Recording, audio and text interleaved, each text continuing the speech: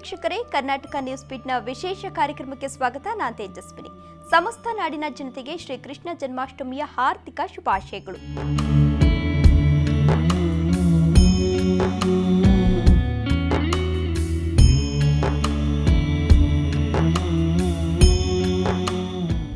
ಇಂದು ಕೃಷ್ಣ ಜನ್ಮಾಷ್ಟಮಿಯ ಸಂಭ್ರಮ. ದೇಶ ಮಾತ್ರವಲ್ಲದೆ ವಿದೇಶದಲ್ಲೂ ಶ್ರೀಕೃಷ್ಣನ ಭಕ್ತರಿದ್ದಾರೆ. ಲೋಕದಲ್ಲಿನ ದುಷ್ಟತನ ಹಾಗೂ ದುರುಳ ಕಂಸನ ಸಂಹಾರಕ್ಕಾಗಿ ಅವತರಿಸಿದ ಶ್ರೀಮನ್ ನಾರಾಯಣನ 8ನೇ ಅವತಾರ ಶ್ರೀಕೃಷ್ಣ.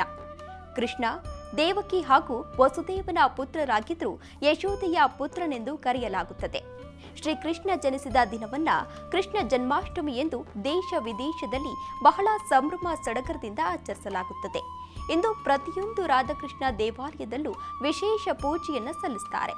ಈ ನಡುವೆ ಕೃಷ್ಣ ಜನ್ಮಾಷ್ಟಮಿಯ ಪ್ರಯುಕ್ತ ಶಾಲೆಗಳಲ್ಲಿ ಪುಟಾಣಿ ಮಕ್ಕಳಿಗೆ ಬಾಲಕೃಷ್ಣ ಹಾಗೂ ರಾಧೆಯ ವೇಷ ತೊಡಿಸಿ ಸಂಭ್ರಮಿಸುತ್ತಾರೆ.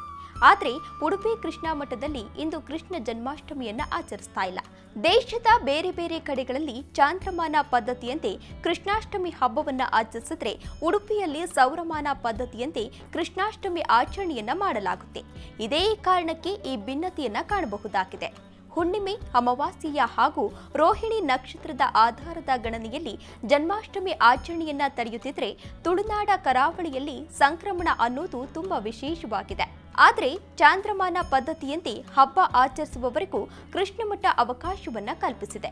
ಸಾಂಕೇತಿಕವಾಗಿ ಇಂದು ಕೂಡ ಅರ್ಘ್ಯ ಪ್ರದಾನ ಹಾಗೂ ಇತರ ಆಚರಣೆಗಳು ನಡೆಯಲಿವೆ ಎಂದು ಉಡುಪಿ ಕೃಷ್ಣಮಠದ ದಿವಾನರಾದ ಪ್ರಸನ್ನ ಆಚಾರ್ಯ ಅವರು ಮಾಹಿತಿಯನ್ನ ನೀಡಿದ್ದಾರೆ. ಈ ಬಾರಿ ನಾವು ಚಂದ್ರಕೃಷ್ಣ ಜನ್ಮಾಷ್ಟಮಿ ಮತ್ತು ಸೌರಕೃಷ್ಣ ಜನ್ಮಾಷ್ಟಮಿ ಅಂತ 2 ಪದ್ಧತಿಗಳಲ್ಲಿ ಕೃಷ್ಣ ಜನ್ಮಾಷ್ಟಮಿಯನ್ನ ಆಚರಣೆಯನ್ನ ಮಾಡ್ತಿದ್ದೇವೆ.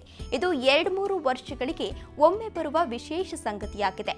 ಉಡುಪಿ ಮತ್ತು ಕರಾವಳಿ ಭಾಗದ ಎಲ್ಲ ಹಬ್ಬ ಹರಿದಿನಗಳು ಸೌರಕೃಷ್ಣ ಜನ್ಮಾಷ್ಟಮಿ ರೀತಿಯಲ್ಲಿ ಸಾಮಾನ್ಯವಾಗಿ ನಡೆಯುತ್ತದೆ ಎಂದು ತಿಳಿಸಿದ್ದಾರೆ.